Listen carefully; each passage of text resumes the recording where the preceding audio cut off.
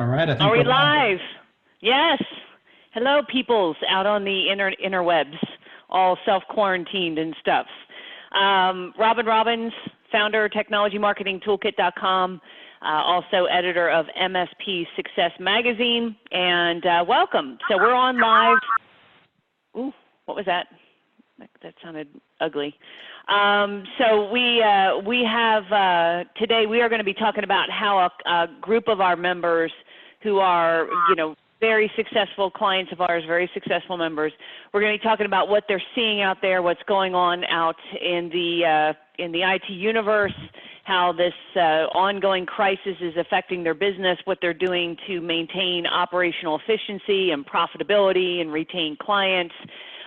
Just a lot going on right now. So that's what we're going to be discussing, and we're just waiting for people to pile on. And I was saying to Jeff, what's a good question we could ask everybody, as we're waiting for people to pile in, because they're still showing up in droves. I don't know, and John wanted to know, I'm going to blame John because he's on, what was the drink of choice, the medication of choice? What was that? Isn't that what it was? Something like that? I think John was saying, what are you drinking today? What are you drinking now? That's really, Right. we're going to start right here with, what is medication of choice of at this moment. So you got to nurse through these times. You got to make sure you're pacing yourselves and, staying active.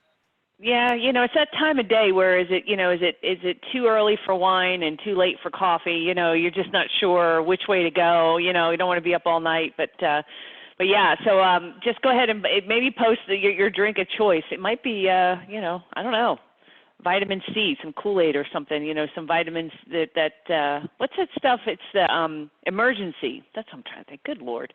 Anyway, all right. So as people are piling in, just go ahead and post to the Q&A. Jeff is with me. He's going to be looking at the questions that come in. And while we're waiting for everyone to get here, I just wanted to mention that we are putting resources, discounts, financial aid links, tools, helpful information all up on mspsuccessmagazine.com/thrive. And we're going to continue to post up there. A lot of the vendors are coming forward with new resources and tools and discounts and whatnot. And as we learn of those, we are going to be posting them up there. So make sure you visit that page at least once a week, and avail yourself of the resources that are available. And we will be posting up the recording of this webinar as well. Let me see here. I just want to see real quick.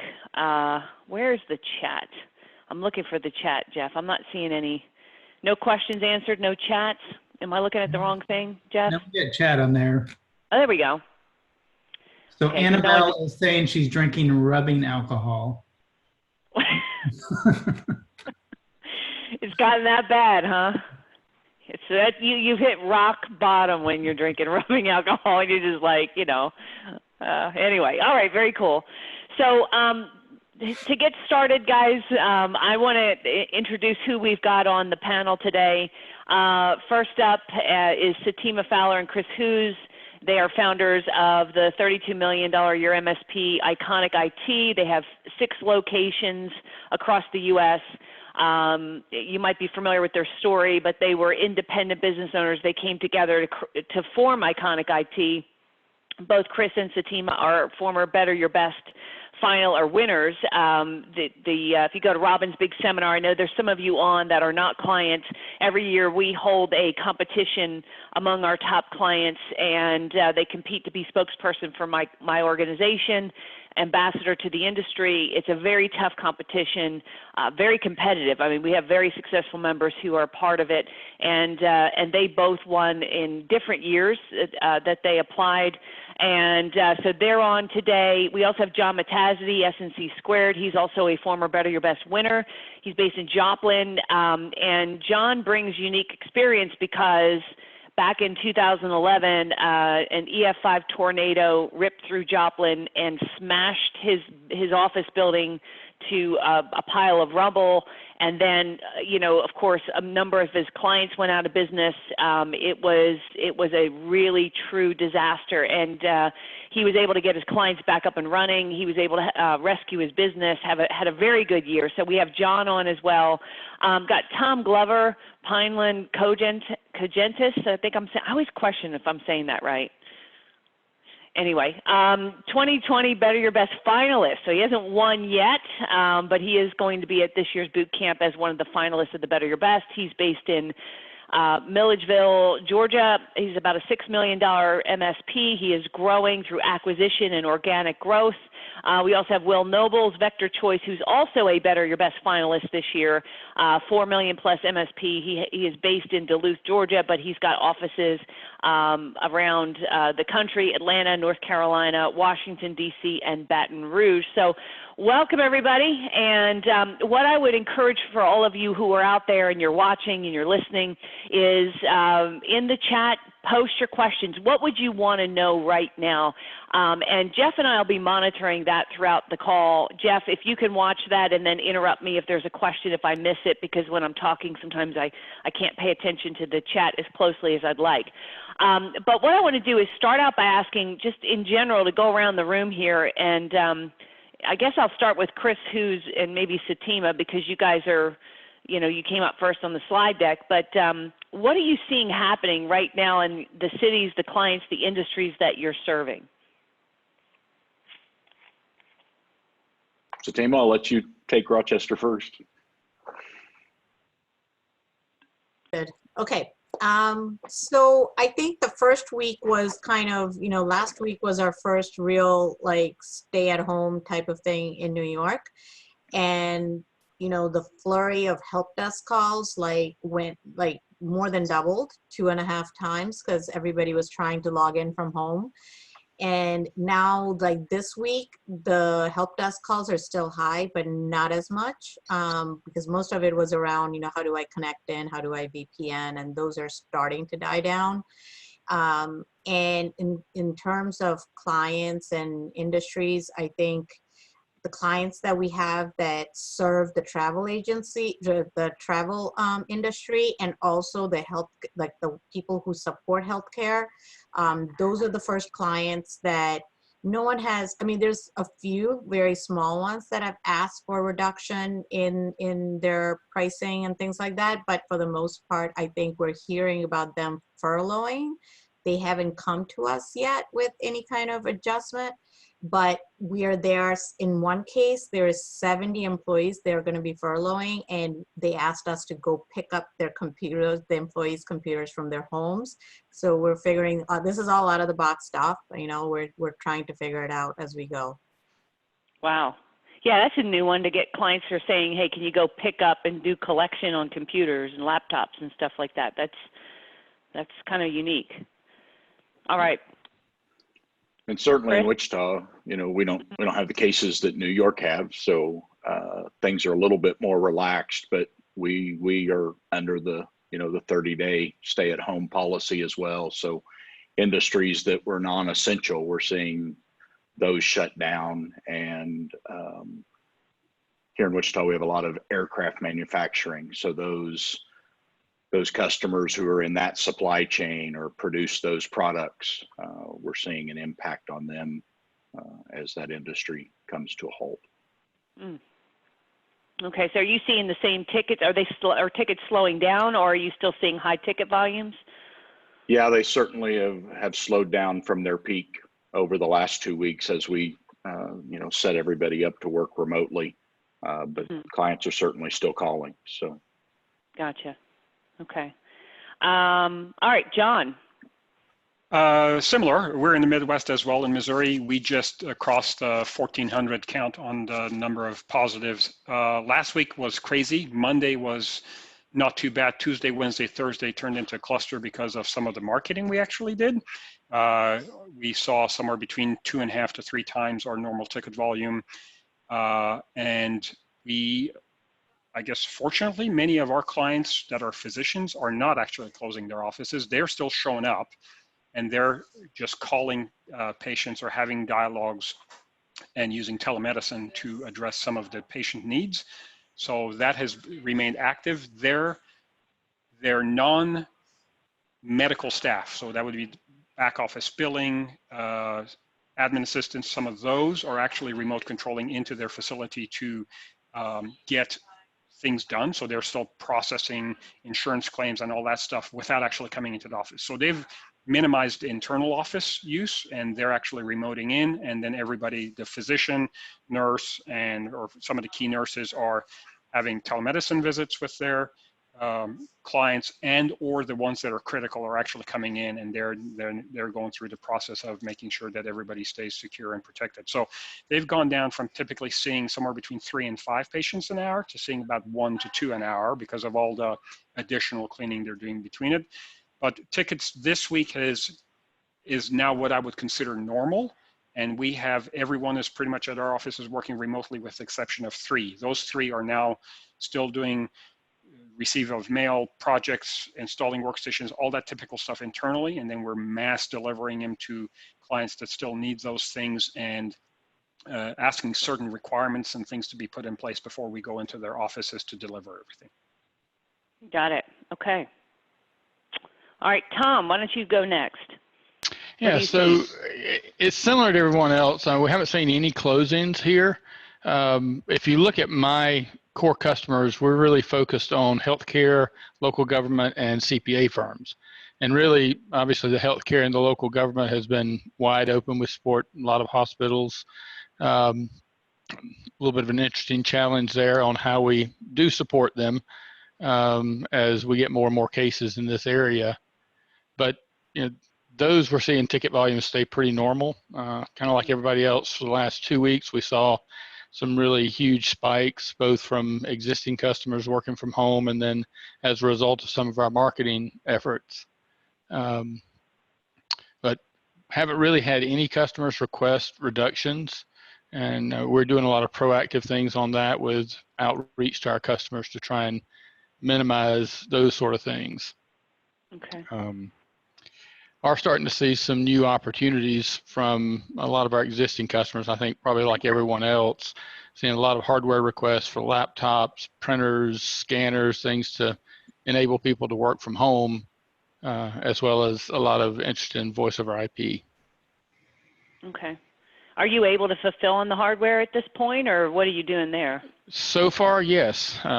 We've, I think, sourced about 100 desktops that we've been pushing out, and probably close to 75 laptops here in the last 2 or 3 weeks. So we've been fortunate so far. Okay. Interesting. Okay. And Will, what about you? What's going on in your world? The different locations are all different. Atlanta's been pretty steady. Really haven't skipped a beat. The past 2 weeks, like everybody, ticket volume has picked up. The DC market definitely, I think, is panicking a little bit more than the other markets. We only have one restaurant which is shut down in DC, and one travel agency that asked for a leniency or reduction. And so for those two, I've given 2 months free service. Keep it status quo with what they have, but I just gave it 2 months. Obviously, all clients I couldn't afford to do that to, but I'm sort of taking each client case by case, how I'm handling discounts and everything. But we've only had 3 total come to us and ask us for a discount. We haven't had anybody cancel. Okay, good. Now, just in general, do you think, Will, or anybody who wants to answer this, do you think that you will see more cancellations and cutbacks and clients asking for deferments? I mean, do you think that that's coming? I think it is. To me, I feel that everybody needs us right now as an MSP community. I'm worried 6 months from now, to be honest with you. I'm worried about when everything calms down, they start looking at their numbers, they're going to start cutting things, and I'm wondering if IT is the first thing they're going to cut. And then I think as us as MSPs, they're going to have to battle that battle when that time comes. I think longer this lasts, the more risk that we're at, in my opinion. Yeah, I agree. I have a bigger concern that they just won't be able to pay, then they'll cancel. Right. And we'll get down the road 45, 60 days and they just won't have the cash to pay their bill.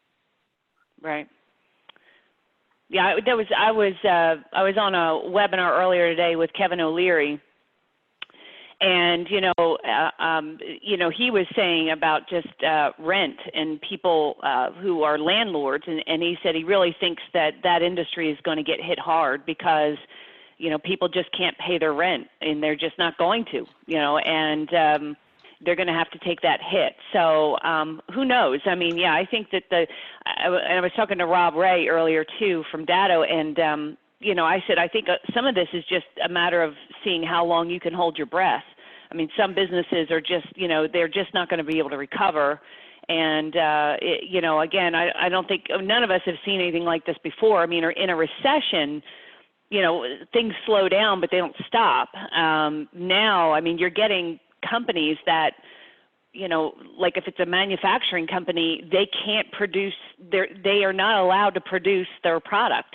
So they have all their costs, their employees, their rent, their IT, their phone, their all the utilities, all the overhead expenses, but they're not able to produce and fulfill on orders because they can't even go into their offices, right? So there are some like CPA offices or healthcare, they can still transact, but there are some that are just being completely shut down. And I don't know of too many businesses that can hold their breath for a month like that and still survive, but we'll see. Okay. Let me ask you this, and I'll start with, again, go back to Satima and Chris. We kind of touched on this. You're talking about seeing clients cancel, close their doors. Like, just give me in general, Will touched on this a bit, but what are you doing when this is happening? How are you negotiating through that? We've done a couple of different things. One of the things we've done is give them a 1-month discount. So maybe cut it in half for 1 month, but then it goes back to normal price. Put the onus back on them to reach out again in a month if they need an additional discount. Certainly looking at needs and looking at, is our cost really going to go down if they send everybody home? Certainly it's a case-by-case basis. Okay. Yeah. I've only had to reduce, like I don't really want to reduce anybody's service level. I want to keep it the same, but just give, like we're putting it in ConnectWise as a discount. And then after like, let's say 2 months, the discount will expire and it will go back to normal pricing. So that's what I've done with one. And the other one, he really wanted the net 45 for 2 months. So that's what we ended up doing. And he was a pretty big client. Well, let me ask you this. I mean, because I saw this happen up on our member queue. Somebody was saying, hey, does anybody have some sort of an offboarding agreement or something to that effect? And it kind of raises a question. If a client is not paying their bill and you're hosting data or you're providing licenses, what do you do there? I mean, I don't know, Chris and Satima, like, because, that could be a really sticky situation where, they don't pay their bill, you're burning cash just with the licenses. Do you have any idea of what you're going to do if clients just flat out don't pay? Outside of this scenario, we have threatened to shut people off, but that's going to be, the reaction to that in this scenario is going to be very negative. Right. Boy, that's a loaded question. Right. I know. Right. Certainly we can't continue just to pay it forever. There certainly has to become a time where we have to put our foot down and say, we just can't do this anymore. But we're gonna have to work hard with those clients to come up with a solution. Yeah. Certainly, I think we would look at it differently if their industry is failing versus this is just a bump in a road or a cash flow situation. Sure. We think they're going to survive. I think we'd be more apt to work with them. Right. And in that situation, I'm hoping some of the vendor partners we work with, we can go to. There's a reason we work with good vendors, and I'm hoping that they, when those situations happen, that we can go to them and ask for a reprieve and they'll come through. I mean, I don't know yet. We haven't done it, but I'm hoping they will. Yeah, I mean, it's something that we all have to think about because, you don't want to have where you shut somebody off, like a healthcare, well, any business, you know, where you're hosting their data or it's critical to their operations, and then you shut them off. I mean, that's a real tough question. John, what did you do? You went through the disaster. I mean, you have a little experience with this. What are you doing, or what would you recommend to do? So we see a kind of a different challenge in some aspects. So it's not, so a lot of our clients still have the cash, but they're not necessarily going into the office and opening the mail or answering the bills. So unless we have them on ACH of some sort, they're not paying, or they're going to be delayed paying. One dialogue we've had is to directly call the business owner and say, hey, here's the situation. We've reached out to every one of our clients, everyone that actually does anything more than about $1,000 a year with us. So it's a pretty good portion of them, and said, hey, where you sit, are you expecting anything? And, you know, kind of try to create a spreadsheet that says, you know, critical, non-critical, et cetera. We did the same thing after the tornado. Is what is your status? Are you expecting anything? How is this going to affect you? So that gives us kind of a 1, 2, 3 kind of a clients to actually look for that are I should be concerned about and not. Clients that we actually have hosted environments, et cetera, for example, they have SPLA servers in the cloud, they have Microsoft servers in our data centers, et cetera, we can carry them for about a month. What the discussion right now is internally is we will be glad to cut you back down to about 10% above what our cost is, which means I still have to pay for the licenses, you still need to work. I will put that in there. I will limit any service interruptions to you because I want you to work as seamlessly as possible on your business and continue doing the stuff, provided we're in this together. Mm-hmm. And our tactic is then, hey, you're hurting a little bit, we're hurting a little bit, and you know, provided you're giving us just a little so we can keep the electricity on and the power going, et cetera, I'll keep hosting you. And what I will do for every month that we go on this in this method of format, I'll just extend your agreement on the back end for the difference. So if we do this for 2 months, then your contract automatically goes back 2 months on the end of it, and we'll get our money at that point. That's provided they continue to pay.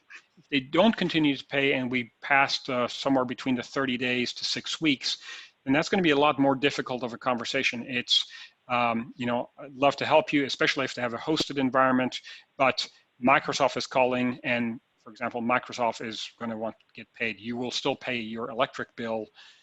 It all ultimately depends what the federal government does on these shutoff notices. I know there's been discussion about, you know, people kicking individuals out of their apartments and their house if they don't pay rent, and how those look. So we're anxiously waiting to hear if there's any regulation changes from the federal government on if that limits us or not. But right now we're going to try to just have them continue paying their cost plus some. Mm-hmm. That helps cover some of my margin with labor, and then extending their terms on the back end by however many months that this happens. Yeah, it's very tough. Tom, what are you going to be doing, or what are your thoughts on this? Yeah, so like I said, we haven't had, fortunately, any customers yet, and kind of like John, we've been calling. I mean, we started about early March calling every single customer. We didn't even put a dollar amount on that. Part of that's the marketing outreach, but then part of it was just having those conversations. Where do you stand? What are your plans? And so far, the response has been really good. Internally, we've talked about kind of what our plans are when and if this happens. And what we're looking at doing is basically doing a deferred payment kind of thing, where we try and reduce it to a point where it covers our cost, and then we just tack that on to each month, you know, after a 60 or 90-day period to let them kind of pay it back. Got it. All right. Will?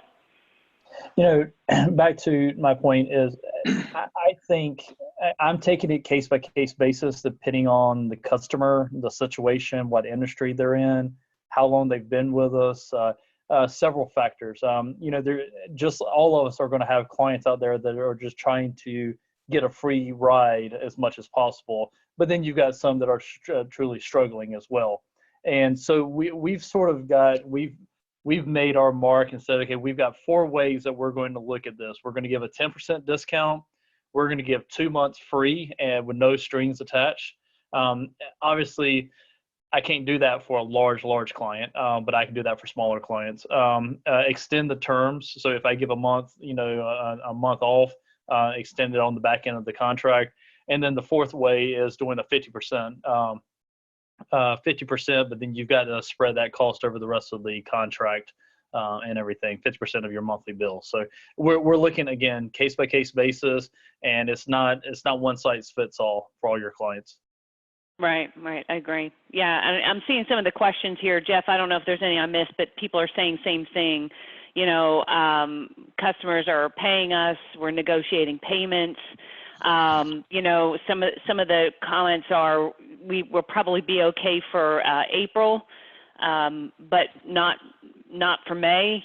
So again, it's a matter of how long can you hold your breath. And I just want to say for everybody on this call, keep in mind we want to be charitable, but we aren't charities, so, you want to be lenient, but at the same time, you've got bills to pay, you've got payroll to make, and you don't want to lay people off, and you don't want to get to a point where your business implodes because now you're letting all your customers down. It's not just one customer. Now you are, I was talking to Robert Hirschevak, and he was saying the same thing. He said the number one thing people have to do is survive.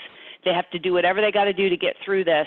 And that means making some tough calls and tough decisions. And, some people, some customers might not make it, and who knows? I mean, but that's at the same time, there are new opportunities coming in. So, yeah, Robin, one of the things that someone just posted about don't go to the clients offering this, let them come to you. Absolutely. Yes. Don't take it to the customers. Let them come to you. And the way I look at it, if a customer's communicating to me about where their stance are on payments and they're staying in constant communication, they're not sticking their head in the sand, I'm more lenient than the ones that just try to blow us off.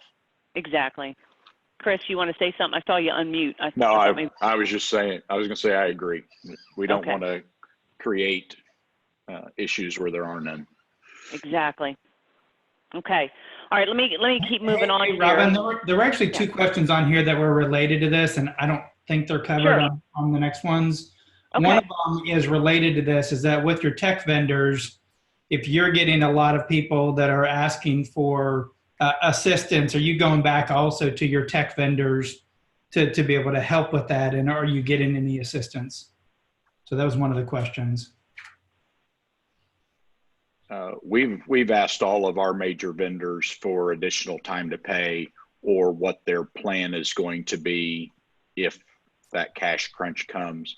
They all seem like they're working on a plan, but I don't have anything definitive from anyone saying, yes, this is what we'll do for you.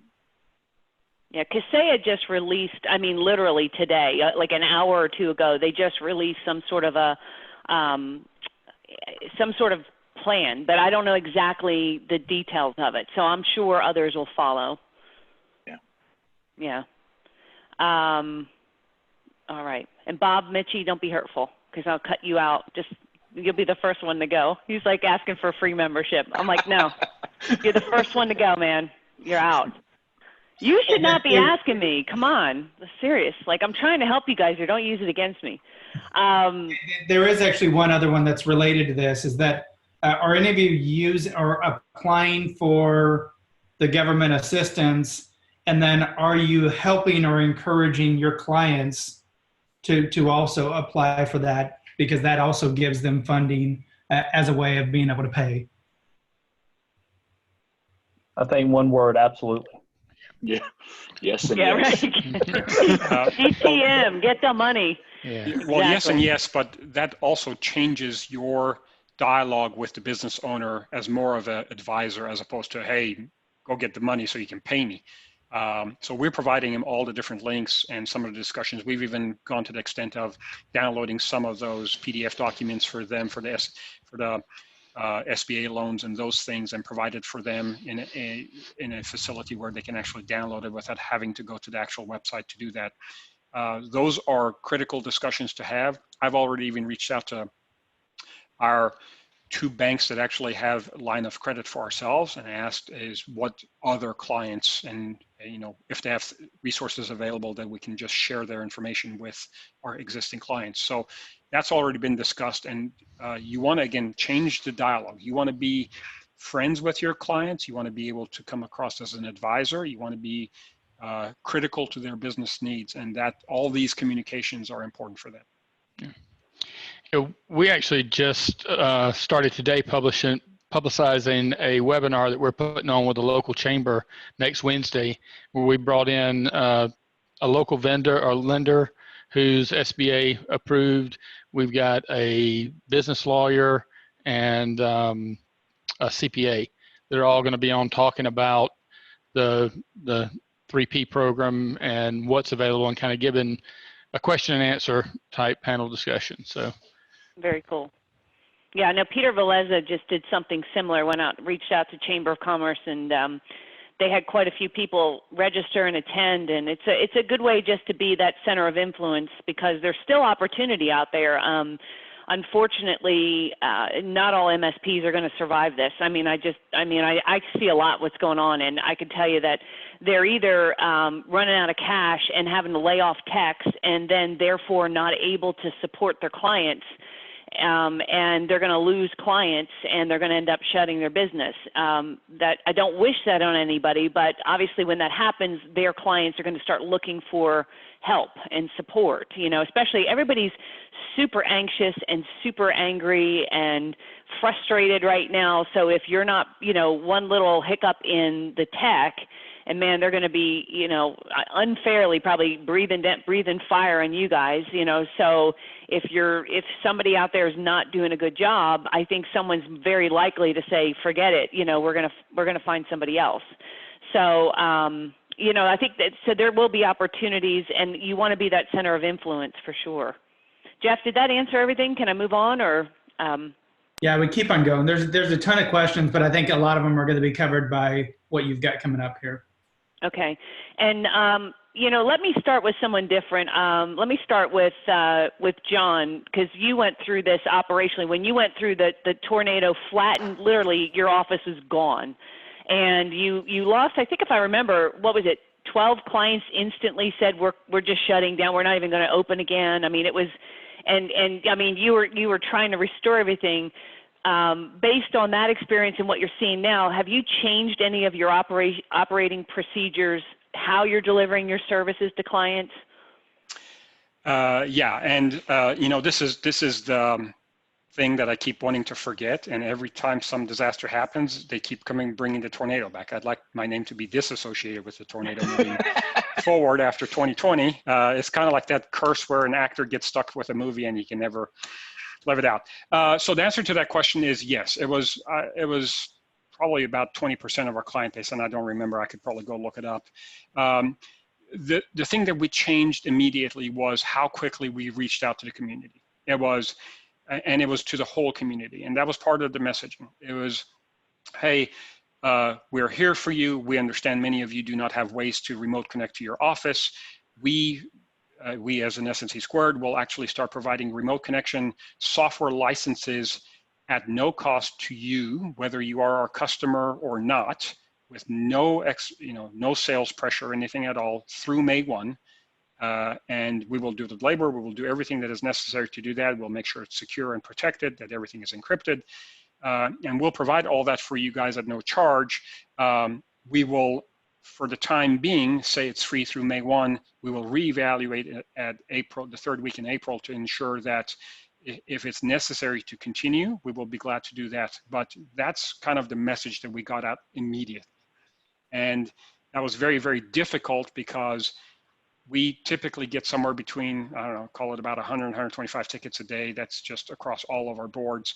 And the loads for the next 2 or 3 days went up over 400. It was crazy, the number of people that said, oh, well, hey, I want a free license of software, which is great.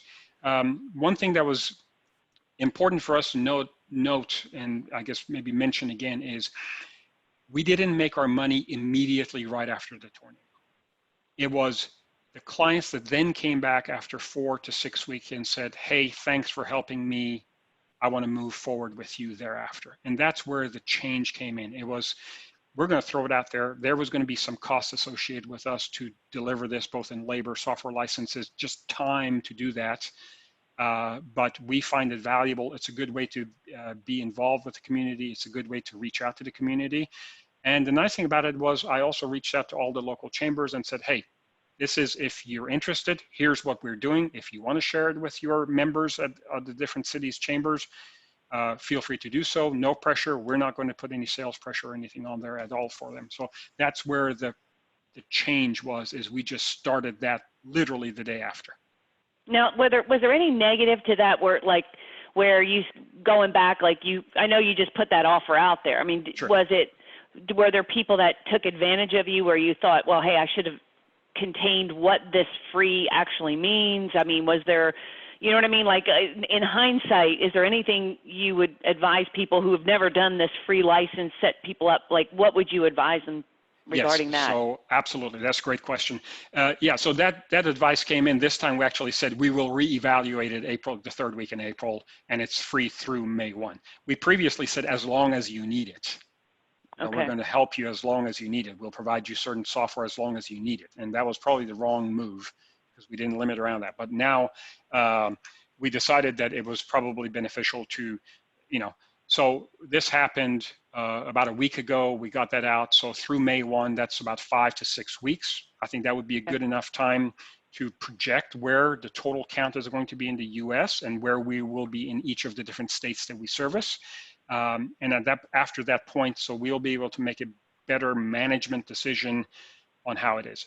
It was funny already, many of the individuals we provided this to them said, hey, if I want to just keep going with this after April 1 or after May 1, what will it cost? So we already have individuals that are interested in continuing this, even though we've never given them the offer and we've never pushed on any sales tactics at all. Again, the message you send them has to be very, very polished on we are here to help. And if it smells any stink to it, it's going to backlash on you guys and it will not be good. Did you have them sign an agreement, or was it just and was there any, that's a no in case someone's listening because he's shaking his head. Sorry, yeah, no. And then was there any concerns about security because you're setting them up? I mean, was there scope creep where they all of a sudden, well, hey, you set this up, I can't print. Can you take a look at my printer? And they were expecting that to be free. Yeah, so we qualified it. So everyone that reached into us that said, hey, I'm interested in remote connecting, I had to actually call every single one of those companies and if you want to call it an interview, here's what our expectation is and here's what we are providing. If you need to print at home or if you need to do all the other stuff, none of that is included and we're not including any of this software at all. Now we'll still be able to give you the remote access software for free, but if you need anything else and you are not our existing client, that might take time for us to deliver and being able to get you an engineer. So we set the precedence before we even accepted them. So we answered their responses by me personally calling them and say, this is what I'm giving you.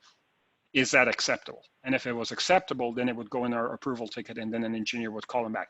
If it was not acceptable and they were asking for something else, then we dialogued through that and actually came up with either, can we remote control and assist you in a way to actually address that? Or was that some sort of a project or something else? And we were very clear. And the answer to your question is, yes, we had individuals that started bringing their laptops into the office and saying, well, John said that you guys are going to do all this labor for free.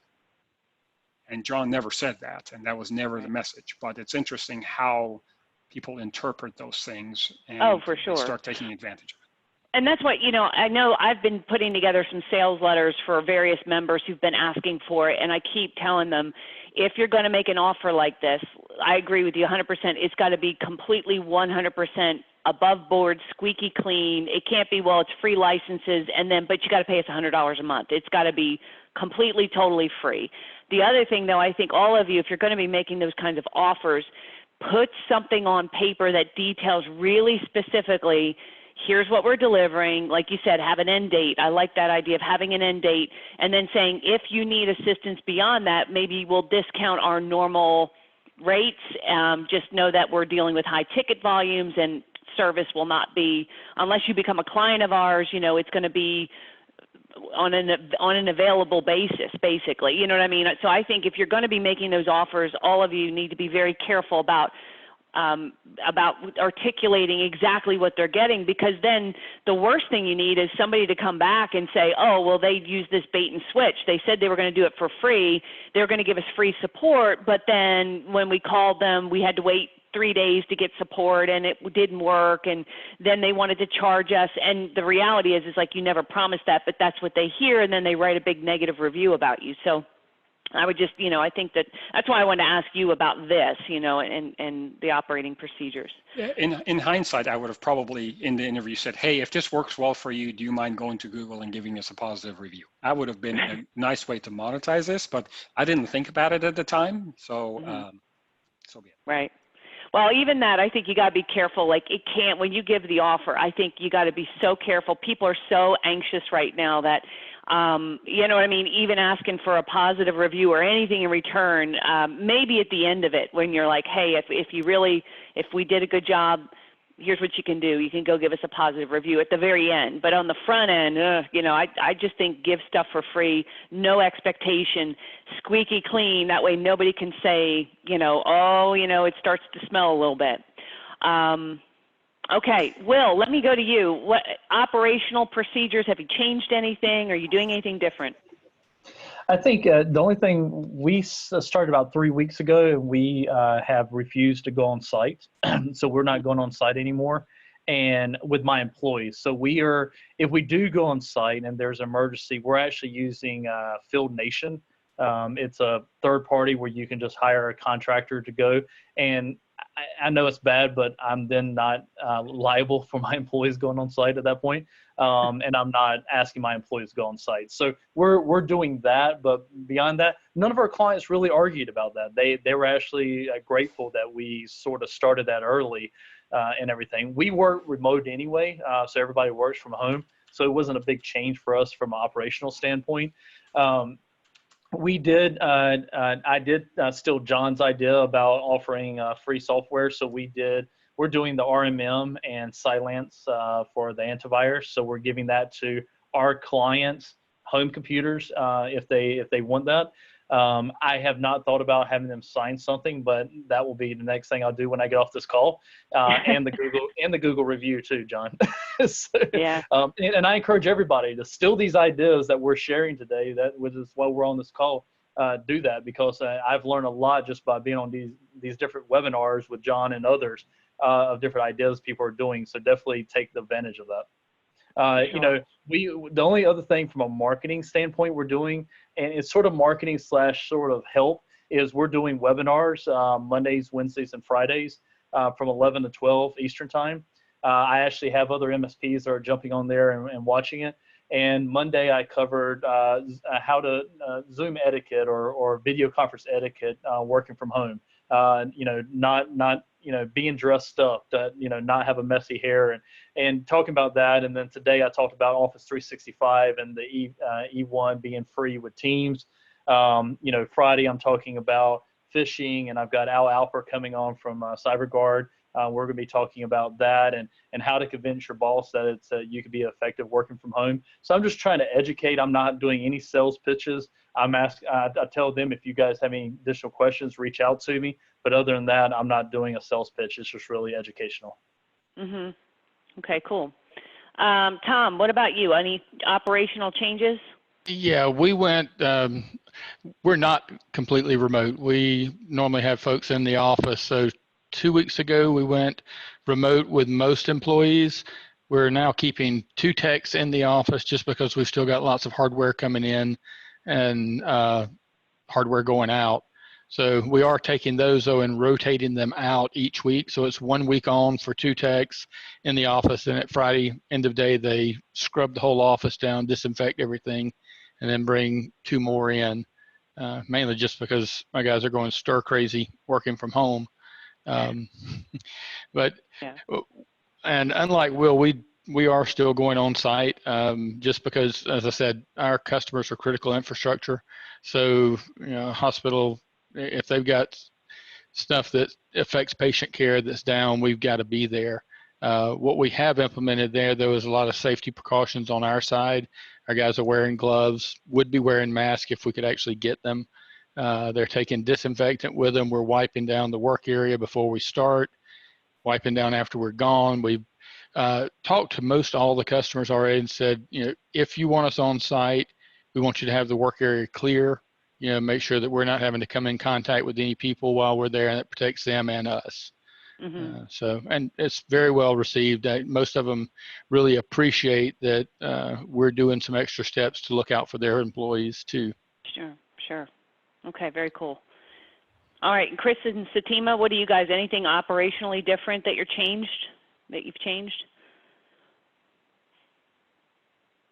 I think it's pretty close to what Tom was mentioning. So we are also going on site, but very, very small amount of cases, and kind of taking the same precautions, and the clients have been very gracious on their end as well. So, but we used to be 100% on site. None of us work from home, to now we're all working from home. And the interesting thing is the numbers that I watch around productivity and efficiency and CSAT scores, everything has gone up. So utilization is so close to 100%. And then, we're watching number of tickets coming in and solved by each tech.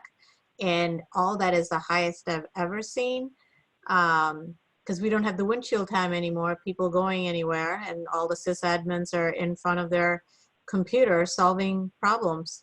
And the CSAT scores, as a result, is the chicken and the egg. Because we're getting to all the problems so quickly, we're getting the best scores ever. So far, so good. Okay. Yeah. Chris, do you second that, or? I do. Same thing. We're still going on site just about everywhere. I think one thing we did do early on was let all of our employees know that if they were concerned about going on site, that we weren't going to make anybody do that. So we weren't going to force people to go to a customer if they felt uneasy about it. We did not have a lot of concerned people, but a few. And from an operational, the only real operational impact is some of the project work. Certainly have had people that aren't going into the office put off some project hours and hardware purchases right now. So okay, that's affected the project team. Robin, let me throw in one thing that I forgot to mention, and it might be of interest to a lot of the other MSPs that aren't normally working from home. We went to, just this week, a daily huddle, basically morning and afternoon, all through Teams. So our employees are all getting more face time, and actually had conversations with all the techs, say, hey, instead of hitting chat or calling on the cell phone, do a video call so you guys are getting the face time. And morale has really boosted this week since we implemented that. Cool. And that's a good point. So we're doing the same thing in the morning huddle with Zoom, but then we have also created like a little culture committee. So we are posting on Teams different contests and things. Like right now, Chris Hoos is actually running one where he wants everybody to do 10 push-ups throughout the day, adding up to be 100. And he's going to give cash prizes to people who do it for all month of April, so we don't get fat. So we're trying to this week also we're posting baby pictures and people trying to guess who is what. So we're trying to create engagement using Teams as well. Yeah, it's amazing. You don't realize how important it is to get together and work together as a team until you can't do it anymore. And then you realize that you really do start to lose a little bit of that, I don't know, the magic, the camaraderie, everything. So, that's all really good stuff. All right. Let me keep moving on here. And I know we've already touched on this a little bit, and maybe I'll start with somebody. Let me start with someone. Who didn't I start with? Will, have I started with you yet? I'm forgetting. Maybe the marketing? I can't remember. All right. Well, you unmuted. So you mentioned marketing. So are you still doing marketing? And if so, what are you doing and who are you marketing to? So we are continue doing marketing. We did stop our direct mail pieces. We're still doing a newsletter and tech tips, but we did stop like the aspirin, and I think we've been Just doing the regular sneaky duck. prospecting. Yeah. Yeah, but we've changed it a little bit where besides sending the box out or the mailer out, we're sending an email out because people obviously are in front of their emails more than in the office. So we're still doing the campaigns. We're just doing them a little different for right now. Are you getting responses? Are you getting leads? We've this week we've got 2 leads that came in. So both in Georgia. So it varies. I mean, obviously, any time you're doing these campaigns, it varies. But we're moving forward. We're still doing the cold calls. We're still doing the emails. We're we're doing more of the webinars and inviting clients of clients to that. And so, we're not stopping, and I was just don't stop. You might want to tweak what you're doing, but don't stop it. Have you seen any difference in like why they're calling you? Is it like, well, my current IT guy just crapped out? Is it, hey, we're laying off our IT workforce? I mean, I know you've only had a couple leads, but what has been this, or is it just normal, hey, we're looking for a new IT provider? What's the scenario? We've had one saying that our current IT is just not able to keep up with the changes and what the demands are right now. And we just had one that was already looking and they, that we fell into the pot. So. Got it. Okay, very cool. Let me go to John Matazzi. John, because you mentioned you're doing marketing too. What are you doing? Who are you marketing to? What are you hearing? So that free message offer went out to everyone across the platform. So I realized we have the typical constant contacts and the typical emails and stuff that actually go out. Throughout the ages, we've had a lot of people that have opted out of some of the constant contact type of things or off of our mailings. We find that during a national emergency, and this is probably a little bit on the gray side, is we actually do send them a message again. So we reached out to every one of them and just said, hey, this is kind of like a one-time mail, but here's what the offerings are. Right. My sales guys are still calling. They're still emailing. We're still reaching out to the prospects. We've stopped as well all the lumpy emails, all of the aspirin campaigns, for lack of a better word. All of those have stopped, but we are still posting messages on, do you need to connect to your office? Do you need to, those kind of methodologies. We're going through a process of trying to figure out a way if their IT people need help, and then being there for their IT people, because many of them can't go into the office, or they have limited resources and they don't have the tools to manage an entire infrastructure for larger clients.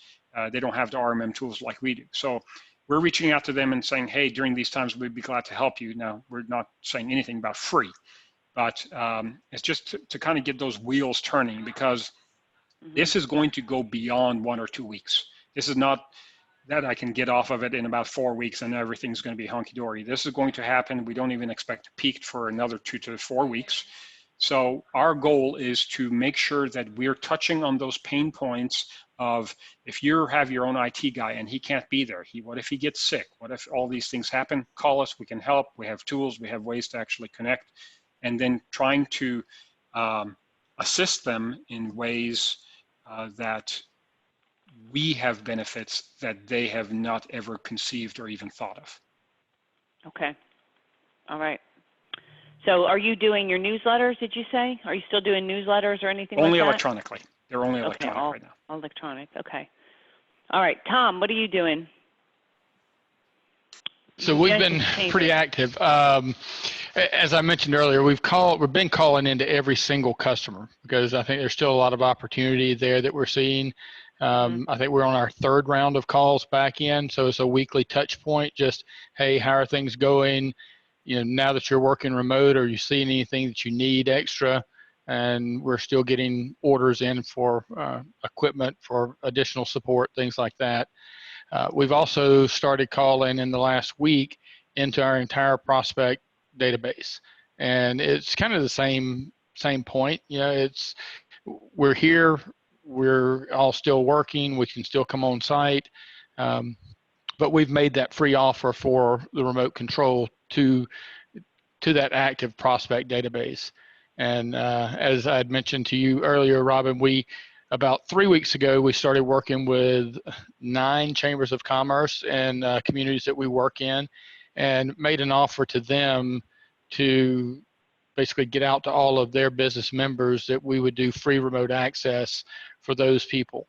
And we've had just a tremendous response on that. I think we're up to about 30 new customers that we've added into our RMM tool, about 100 users that we've added for work from home.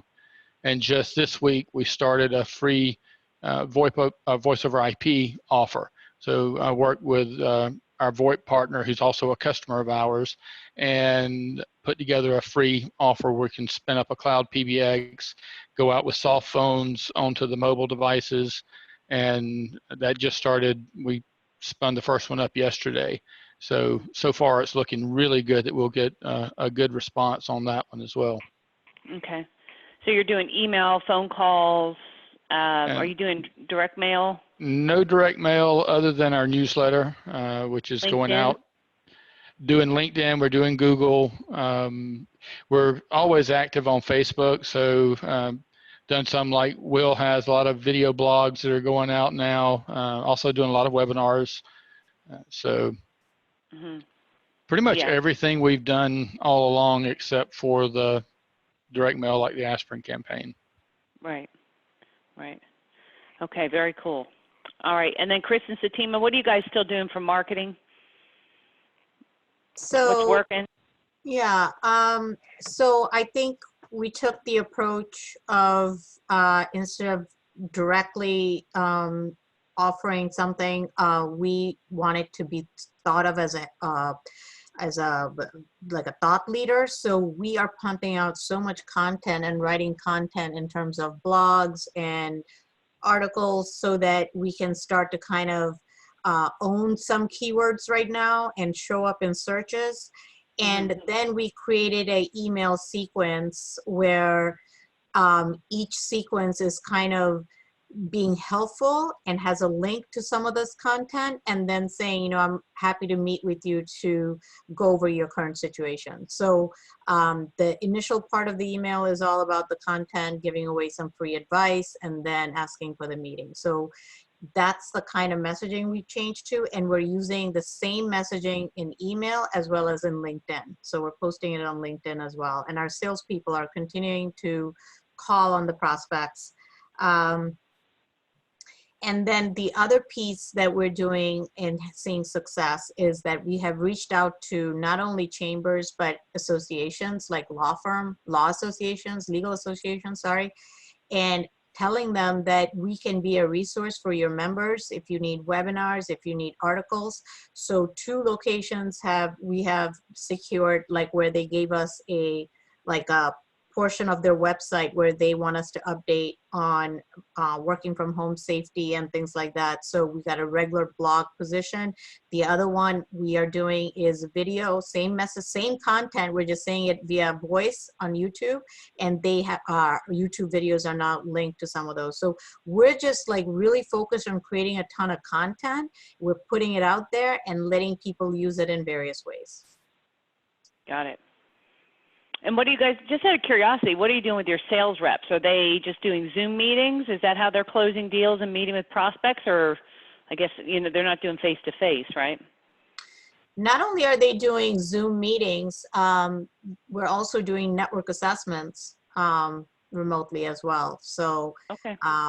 That hasn't stopped. We continue to do that.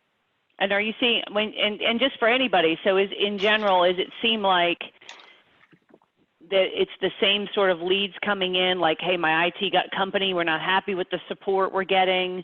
I mean, is that kind of the general leads that are coming in and opportunities? No, I think there's definitely been a reduction in incoming leads. Okay. But when the salesperson is reaching out, they're definitely still having conversations. So that's okay. moving on. Okay. Yeah, Very same cool. here. We're not seeing as much incoming leads, but we're getting really good reception with our outreach. Yeah, Yeah, I think it's gonna. I think it'll change. We're starting to see everything start to, as people I think kind of get used to this working remote and start setting up plans. Like for next couple of weeks, I think we'll start to see some of this evolving. I think part of it you'll see is people who feel like their current IT company isn't able to help them. I think other companies laying off IT workers and just, those kinds of opportunities will start coming out of the woodwork. I think people are still kind of dealing with just getting everybody remote and shutting down and sort of in scramble crisis mode. Okay, Jeff, anything else before can I move on, or should I mention anything else? Is Jeff still on? He might not be on. He took off. I've got so many windows open here that I could not find my mute button anywhere. There are so many questions and comments and everything else that are up here, but I'm just going to say, just keep on moving on with where you're at. And we'll try to hit as many as we can at the end. All right. Well, this will be the final question. And I just kind of want to know for all of you, I think we've kind of covered this in a lot of different aspects, but it's sort of like a summary question for all of you. And that is, what are you doing now to make sure your business survives this crisis and thrives in 2020? Just kind of what from a strategic standpoint, are you just kind of like, hey, I'm just hanging on until I see what's going on, or what are your thoughts on that? So I don't know, whoever wants to take it first can take it first. I think the first step that everybody should do is to fill out the paperwork for the Paycheck Protection Program with the SBA. Right. That's 2.5 months of payroll that you could potentially get completely free.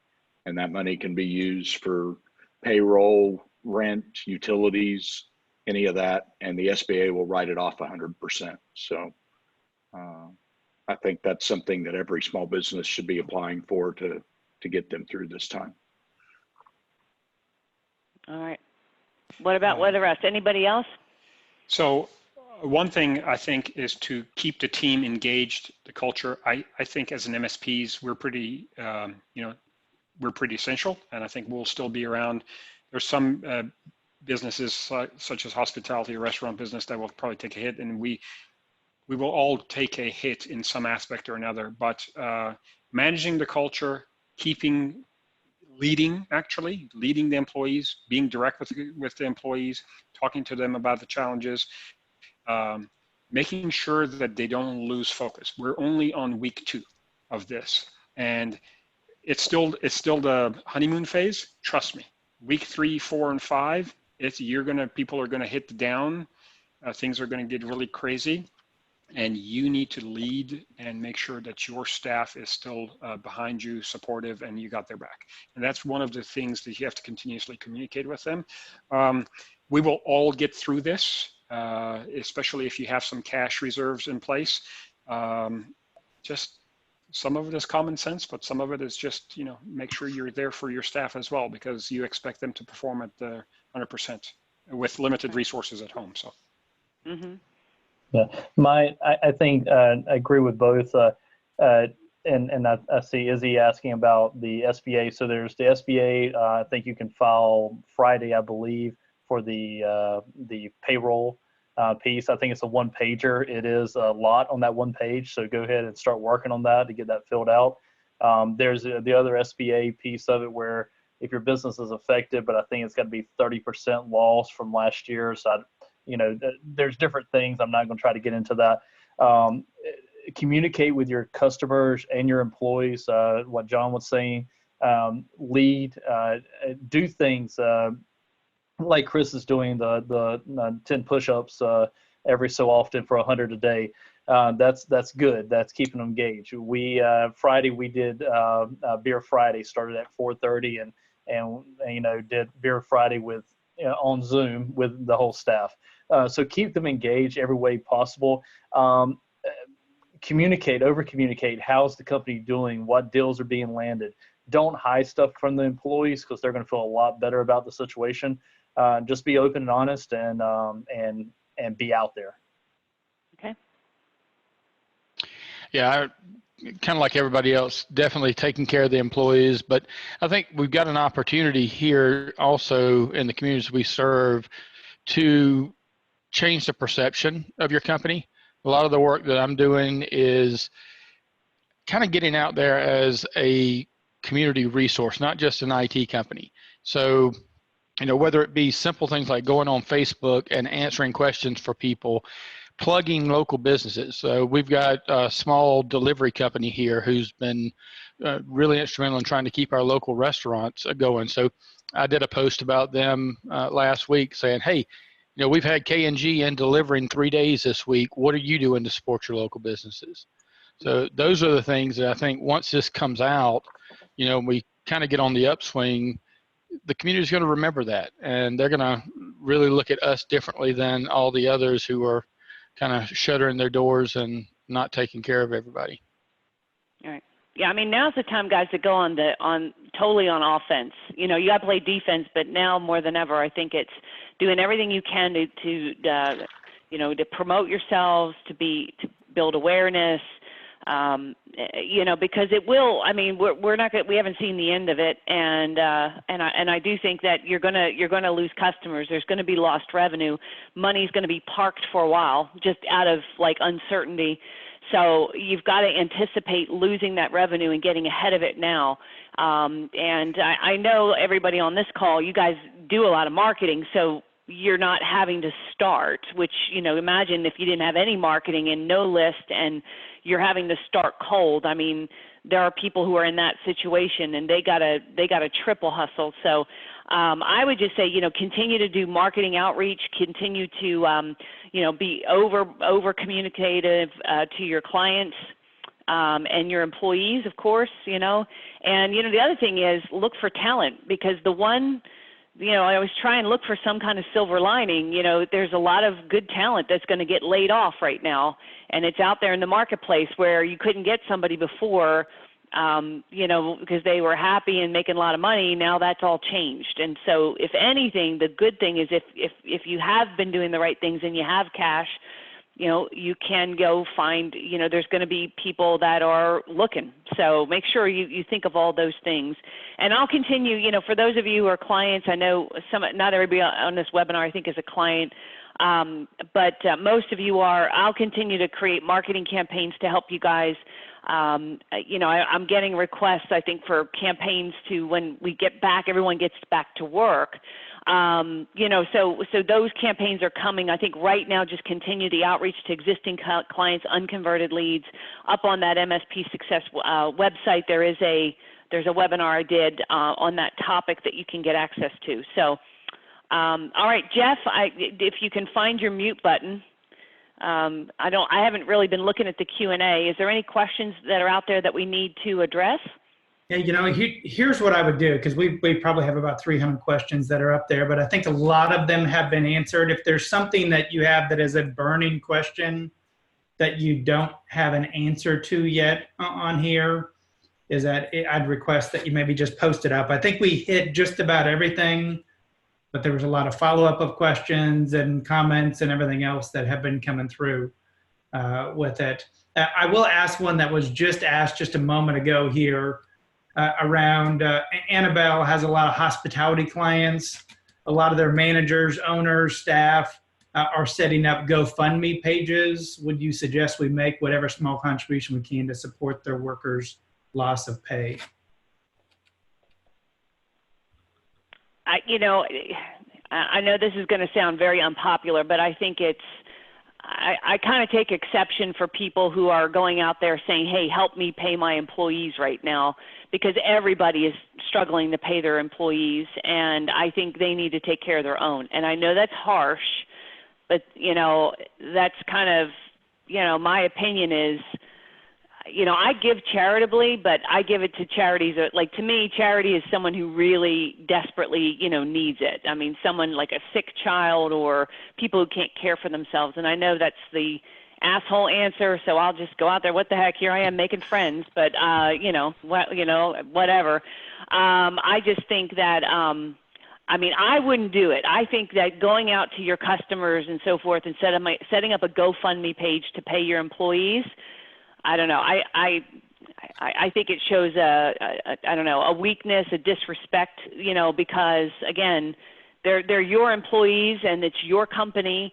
And, you know, to me, charity should go to real charity. And I know everybody's hurting right now. I get it. I mean, I understand.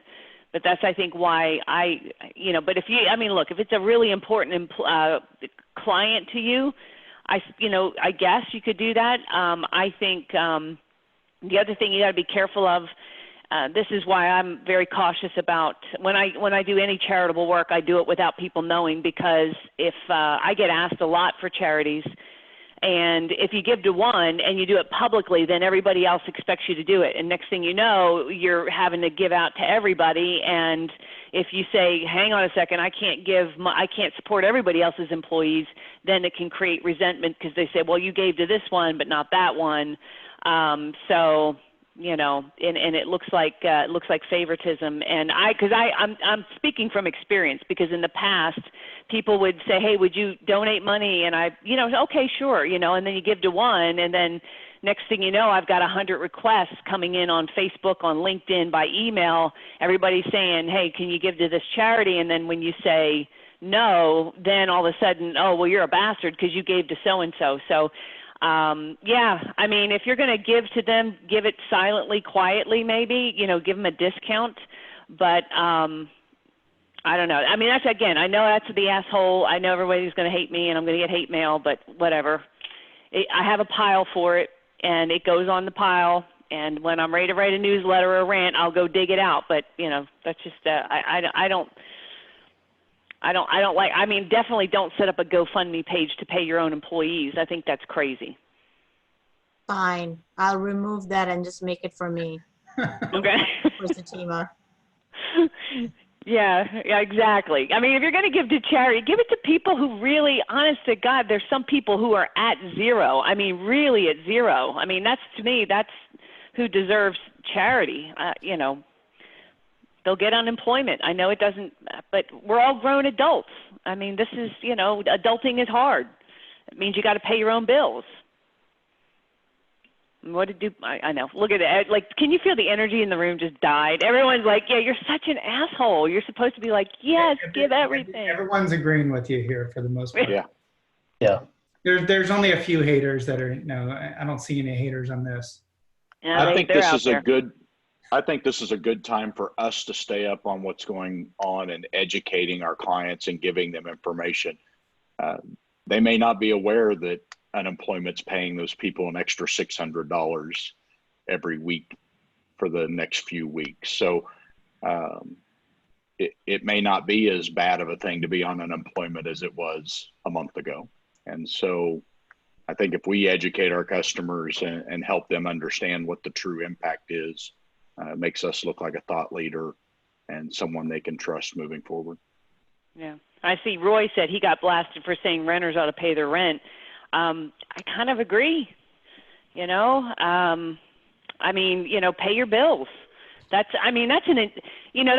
goes bigger than this. That's like an integrity thing, you know. Pay your bills if you can. Now, if you're really, really struggling, right, and you're deciding, like, do I feed my family or pay my rent, which I don't think anybody on this call is at that point. I mean, yeah, I mean, there's certain times when those kind of decisions have to be made, but, you know, don't go out there and asking for a charity if you've got cash reserves, you know, if you're a business owner and you want to pay your employees, I mean, you better be down to zero. Like, you know, I would sell my Jag. Cancel vacations and stuff like that before I would go lay off employees or even tell them, you know, go out and set up a GoFundMe page. You know, it's my business, it's my responsibility, and I should pay my rent and I should pay my bills. I think that's, you know, give to charity, but give to charities that really need it. I mean, there are people out there that are at zero. With mental illness or with disabilities or whatever, and I mean, they really are at zero. Those people, you know, they can't help themselves. To me, that's charity. Right now, I think as business owners, we need just, you know, suck it up, buttercup, you know, and you might not go on vacation this year and you might not get the new car, but, you know, pay your bills. So Robin, you still taking applications for the Better Your Best in case those that want a car that can actually run for it, or is the group fixed? John, I think we don't they're need still that gunning for that car. I'm still giving it away. Yeah, Hey, no, I'm man. not reneging. Someone is gonna drive that Aston Martin home. We're Amen, all sister. in the same house together. Yeah. You can, I mean, you can do whatever you want with it, but I mean, if you want to donate to one of your employees, or I don't know, but yeah, no, I'm gonna, Charles is saying that Will, you guys better back off. He's saying, Charles Swihart's on. He's like saying, back off, guys. Yeah. So. I do have a question on here from Nicole. For those of us that were just starting our MSP practice just prior to this and doing direct mail marketing, would it be helpful now to buy an email list versus a address list and do a one-time email blast? Just starting my oil well, my list is pretty empty at the moment. Well, I mean, if you can reach, I would do what we were talking about, like do community outreach. It doesn't matter if you're new or not. Go to your local chamber, go to associations, offer to do webinars and write articles and content on how to work remote, how to keep employees working secure, to get your name out there.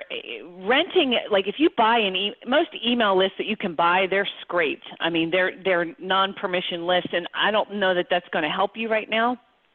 But if, like, for example, you go to your local chamber or a medical association or a CPA association, sometimes they will email, you can pay them and they will email their members on your behalf.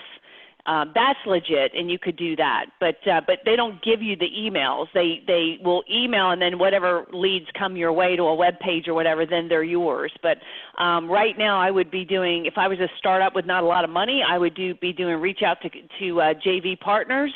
I would be using LinkedIn and free social media to its max. That's what I would be doing. I don't know if you guys have something different, that if you want to, anyone wants to weigh in on that. No, I agree. I think if you buy a list today, one, that's going to be hard to get, and then you don't know if they're going to be in business tomorrow. So you can waste your money on the list. Exactly. Yeah. And look at your own inbox. We're getting so much mail right now. I mean, so many COVID this, and you just be part of the noise. So I definitely second what Robin said. Reach out in the community. Get on social media, be out there on Facebook, on LinkedIn, in your community. That's where you're going to make the biggest difference and get the biggest, highest amount of attention right now. You can definitely tell the entrepreneurs. I had the local roofer call me and giving me a free roof inspection. So there's people out there making the phone calls and making it happen. Yeah. Hey, somebody... If your roof is leaking, it doesn't matter if you got coronavirus, man. You need that roof fixed. You know what I mean? Like that's, plumbers are still out there, roofers, there's still, people are still working. So that's considered infrastructure in many places, in most places, unless it's serious lockdown. So yeah. All right. Hey, Robin, my last comment of last week's webinar, and this is for Tom and Charles. Make sure you guys vote for Will Better Your Best. Sorry, Tom. Love you, Charles. Charles is over there getting mad. He's gonna send you a chicken head or something. Like he's out there farming and stuff. You're gonna get that in the mail. All right. Okay, I think that's it. I've already gotten one in the mail. Yeah. Oh Lord. Right, okay. I think we really are at the end of it. Okay. Here, I'm not seeing any new questions that came up after I asked for that. So. Yeah. The comments are hilarious. Man, Nicole's saying talk about lumpy mail. Dead chicken in the mail. Oh, good night. Attention. All right. Cool. All right, I think we're done. All right, guys, I want to say thanks to all the panelists, everybody who's in the chat. Say thank you to these guys, John, Tom, Will, Chris, Satima.